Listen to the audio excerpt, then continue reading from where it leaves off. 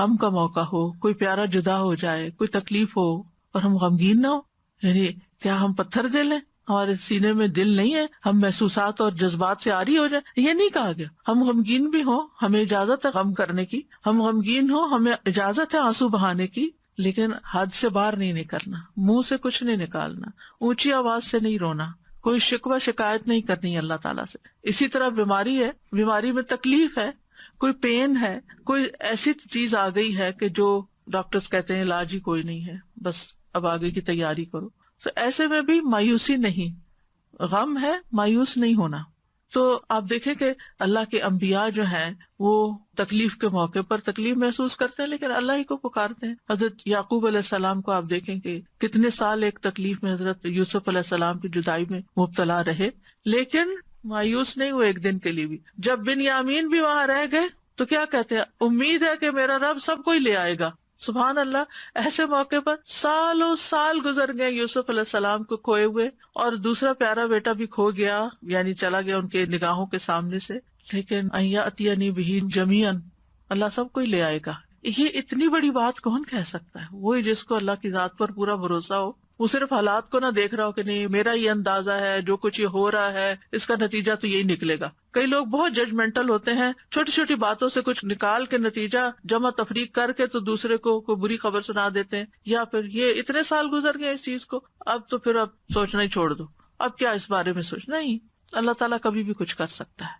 اس سے پتہ چلتا ہے کہ پیغمبر کوشش کیا کرتے تھے، بیماری کتنی بھی زیادہ ہو، حد سے بڑھ جائے، ڈاکٹر جواب دے جائیں. اور کل نورین جو ایک لیونگ میریکل ہے، آپ کو اس کی اپنی زبانی سننے کا موقع ملا کہ کس طرح سانسیں اکھڑنے لگتی تھی اور کس طرح ڈاکٹرز بالکل ہوپلیس ہو گئے تھے، لیکن کس طرح اللہ سبحانہ تعالیٰ نے اس کو بالکل ایک نئی زندگی دی، اور کس طرح اللہ سبحانہ تعالیٰ نے بولنے کی قوت لوٹائی، سننے کی لوٹائی، دیکھنے کی لوٹائی، جو کہ اس بیماری میں ساری کھو گئی تھی. تو اللہ تعالیٰ کچھ بھی لوٹا سکتا ہے. اس لیے بیماری کتنی بھی شدید ہو، کبھی بھی مایوس نہ ہو، مایوسی نہیں، امید رکھے میں ٹھیک ہو جاؤں گی، انشاءاللہ ٹھیک ہو جاؤں گی. اور اگر اللہ کی تقدیر نافذ ہونی ہے تو ایک دن تو نافذ ہونی ہے، ایک دن تو دنیا سے جانا ہی ہے، اور سبھی نے جانا ہے.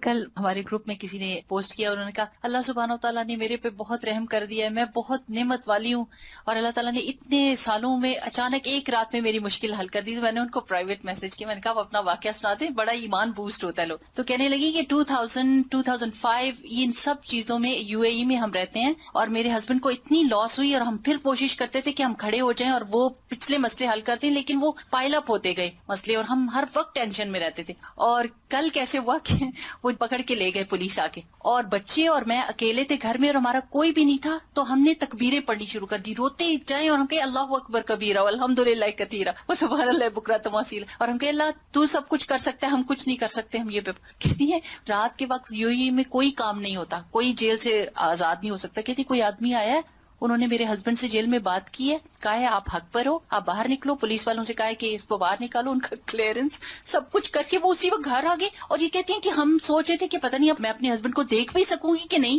اور ہم اس سوچ میں تھے، اور اللہ سبحانہ وتعالیٰ نے وہ تکبیریں جو ہم نے کہی اور تسبیح کی کہ اللہ بڑا ہے نا، اس یقین کے ساتھ کہ ٹھیک ہے قانون ہے، سسٹم ہے، نظام ہے، جیل ہے، پولیس ہے، سب کچھ ہے، لیکن اللہ سب چیزوں سے بڑا ہے نا، اس یقین کے ساتھ کہ اللہ ہی سب سے بڑا ہے. تو اللہ سبحانہ تعالیٰ کو اگر انسان بڑا سمجھ کر اس کے آگے جھکتا ہے تو اللہ تعالیٰ ضرور سنتا ہے.